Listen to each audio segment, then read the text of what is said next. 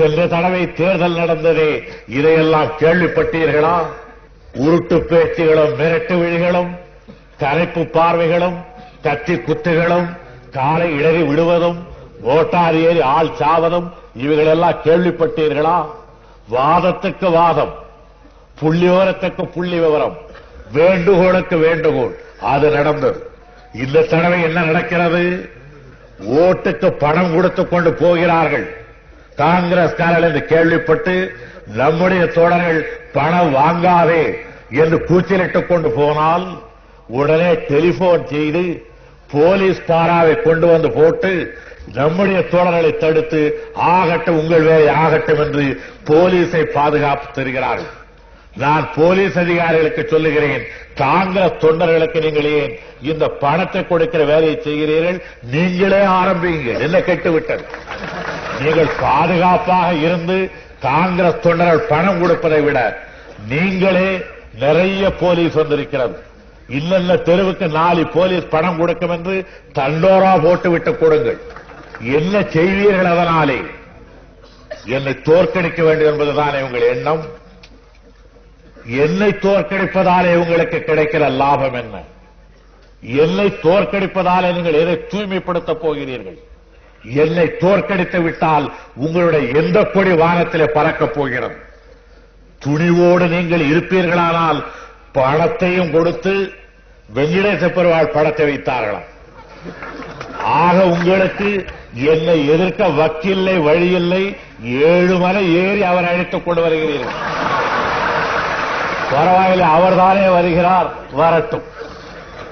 ஆக என்னை எந்த அளவுக்கு உயர்த்திருக்கிறீர்கள்? ஒரு சாதாரண அரசியல் கட்சியில உள்ளவர் என்று கூட மதிக்கவில்லை. அண்ணாதுரையை தடுக்க வேண்டுமானால் 5 ரூபாய் கூட போதாது. தீராத வல்வனை எல்லாம் தீர்த்து வைப்பவனை கொண்டு வந்து அவன் படத்தின் மேல் 5 ரூபாயை வைத்து எடுத்துக்கொள் என்று சொல்லுகிறீர்கள். அதை நீட்டுகிற பொழுது தாய்மார்களை கேட்கிறேன், உற்று அந்த படத்தை பாருங்கள். அந்த தெய்வம் எதற்காக 7 மலைக்கு அப்பாலே இருக்கிறது என்று எண்ணி பார்த்தீர்களா? நாட்டில் இருக்கிற அக்கிரமம் தாளமாட்டாமல் குறைவாக போயிருக்கிறது. யாரோ நல்லவர்கள் கஷ்டப்பட்டார்கள் அங்கே வரட்டும் என்பதற்காகத்தான் அங்கே போயிருக்கிறதே தவிர நாட்டில் அக்கிரமம் இல்லை என்றால் நம்முடைய வரதராஜ பெருமாளை போல் ஊரோடு ஊராக இருந்திருக்க முடியும். நீங்கள் உங்கள் தொல்லை தாளமாட்டாமல் 7 மலைக்கு அப்பால இருக்கிறவரை மறுபடியும் அழைத்துக் கொண்டு வந்து நீ அதர்ம காரியத்திற்கு நீ துணை செய் என்றால் உண்மையிலே துணை செய்வாரா? வெங்கடேச பெருமாள் படத்தின் பேரில் 5 ரூபாயை வைத்து அதை யாராவது வாங்கினால் வெங்கடேச பெருமாள் இடத்திலே நம்பிக்கை உள்ளவர்களுக்கு நான் சொல்லுகிறேன், அவர்கள் இதுவரையிலே கும்பிட்ட கோவிந்தனுக்கு அவர்கள் செய்கின்ற துரோகத்தை போல் கோவிந்தனேது கோபாலனேது என்று பேசுகின்றவர்கள் கூட அவ்வளவு துரோகம் செய்ததில்லை என்பதை அருள் கூர்ந்து எண்ணி பார்த்துக் கொள்ளுங்கள். கற்பூரத்தை கொளுத்து கோயிலில் அடித்துவிட்டு 4 ரூபாய் நான் வாங்கியதில்லை என்று பொய்ச்சத்தியம் செய்பவனை கூட சாதாரணமாக கருதலாம். வெங்கடேச பெருமாள் படத்தை வைத்து அதன் பிறகு 5 ரூபாய் நோட்டை வைத்து அதை எடுக்கப் போகிற நேரத்தில் தாய்மார்களும் பெரியவர்களும் ஒரு தடவை முகத்தை பாருங்கள். வெங்கடேச பெருமாள் எதற்காக இருக்கிறார் என்று பாருங்கள். 5 ரூபாய் நோட்டு வாங்கி கொடுக்கவா இருக்கிறார்? கைகால் பிடிப்பு வந்தால் அவரை கும்பிட்டால் நீங்கும் என்கிறார்கள். புத்தி கோளாறு ஏற்பட்டால் அவரை கும்பிட்டால் நீங்கும் என்கிறார்கள்.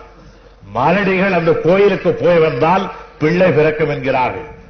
சொத்து இல்லாதவர்கள் அந்த கோயிலுக்கு போய் வந்தால் அற வழியிலே சொத்து சம்பாதிக்கலாம் என்கிறார்கள். பக்தர்கள் பல மாதிரி அதை பற்றி சொல்லுகிறார்கள். அப்படிப்பட்ட ஒரு தேவரையை கொண்டு வந்து 5 ரூபாய் நோட்டை அதன் பேரிலே வைத்தால் நான் இதை கூட எண்ணி இருப்பேன். 5 ரூபாயாவது எடுத்துவிட்டு வெறும் வெங்கடேச பெருமாளை காட்டியிருந்தாலாவது வெங்கடேச பெருமாளுக்கு மதிப்பு இருக்கிறது என்று எண்ணுவேன். எனக்கு இப்பொழுது எதற்கு மதிப்பு என்றே தெரியவில்லை. 5 ரூபாய் நோட்டுக்கு மதிப்பா, வெங்கடேச பெருமாளுக்கு மதிப்பா, இந்த 2 ஒன்றின் மேல் ஒன்று வைக்கிறார்களே அது மதிப்பா என்று தெரியவில்லை. அதைவிட கூடா நட்பா இது? வெங்கடேச பெருமாள் படத்தின் பேரில் 5 ரூபாய் நோட்டை வைத்து ஓட்டர் இடத்துல நீட்டுகிறீர்களே அதைவிட கூடா நட்பா இது? இவர் என்ன வெங்கடேச பெருமாள், நான் என்ன மேலே இருக்கிற 5 ரூபாய் நோட்டா? இதை காட்டி உங்களுடைய வார்த்தைகளை நாங்கள் தட்டி பறிக்க விரும்புகிறோமா? இதை எண்ணி பாருங்கள். ஆகையினால் அந்த பணத்தை தொடுவதற்கு கை கூச வேண்டும், அந்த பணத்தை பார்ப்பதற்கு கண் கூச வேண்டும். அதை தொடுகிற பொழுது இதயத்திலே இதுவரையிலே இருந்தவன எல்லா நியாய உணர்ச்சியும் பொங்கி வழிய வேண்டும். அது வழியமானால் அந்த பணம் பாவத்தின் சின்னம். அந்த பணம் உரிமை சீட்டை தட்டி பறிப்பதற்காக ஊர் சொத்தை அடித்து உரையிலே போடுபவர்கள் நமக்கு தருகின்ற லஞ்சத்தொகை என்று கருத வேண்டும். நண்பர்களே, அந்த 5 ரூபாய் நமக்கு எத்தனை காலத்திற்கு வரும்? நீங்கள் அருமையாக பெற்றெடுத்த ஒரு குழந்தைக்கு பட்டு சட்டை தைக்க வேண்டும் என்றால் கூட அந்த 5 ரூபாய் காணாது. 2 நாளைக்கு நிம்மதியாக சாப்பிடலாம், 4 தடவை அந்த சாப்பிட்ட சந்தோஷத்திலே இருக்கலாம். அதற்கு பிறகு நீங்கள் என்னுடைய முகத்தை பார்க்க வேண்டாமா? என்னுடைய முகத்தை பார்க்கிற நேரத்தில் 5 ரூபாய்க்காகவா நமக்காக பாடுபட்ட ஒருவனுக்கு கெடுதல் செய்தோம் என்று உங்களை உறுத்தாதா? எண்ணி பாருங்கள்.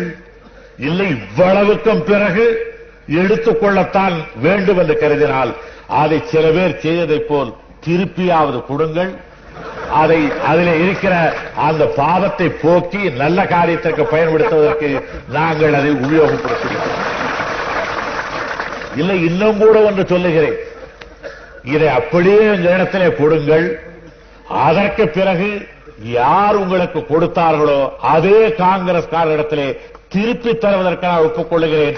அந்த பாவ காசு கூட எனக்கு வேண்டாம். ஆனால் இதை நம்பி ஜனநாயகத்தை பாழாக்காதீர்கள். என் பேரிலே கோபம் யாருக்காவது இருந்தால் தனியாக கூப்பிட்டு 4 வார்த்தை ஏசுங்க. என் பேரிலே ரொம்ப அருவருப்பு இருந்தால் நான் ஒன்று சண்டியாக வருகிற பொழுது அடித்து கூட போடுங்கள். ஆனால் நாட்டை பாழாக்காதீர்கள். நல்ல தருணம், ஜனநாயகம் வளர்வதற்கேற்ற நல்ல சூழ்நிலை ஏற்பட்டிருக்கிறது. இப்படிப்பட்ட நேரத்தில் சாதாரண காசுக்காக மயங்கி ஜனநாயகம் வளர்வதற்கு நீங்கள் கேடு செய்யாதீர்கள் என்று பணிவன்போடு நான் கேட்டுக் கொள்கிறேன். உனக்கு என்ன இந்த காங்கிரஸ் ஆட்சி இடத்திலே இவ்வளவு பெரிய கோபம் என்று யாராவது நீங்கள் கேட்பீர்களானால் நான் சொல்லுவேன், காங்கிரஸ் என்ற கட்சியின் பேரிலே கூட அல்ல. இடுப்பிலே நாம் கட்டிக்கொண்டிருக்கிற வேட்டி வெள்ளையாகத்தான் எடுத்து கட்டுகிறோம். நடந்து போகிற பொழுது அந்த வேட்டி தானாக அவிழ்ந்து போய் குப்பை கூடத்திலே விழுவதில்லை. ஊரில் இருக்கிற குப்பை கூடம் எல்லாம் காற்றாலே அடிக்கப்பட்டு வேட்டியிலே ஒட்டிக்கொள்கிறது.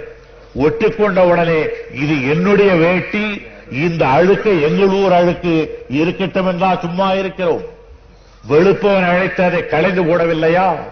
வெளுத்து கொடுங்கள் என்று கேட்கவில்லையா?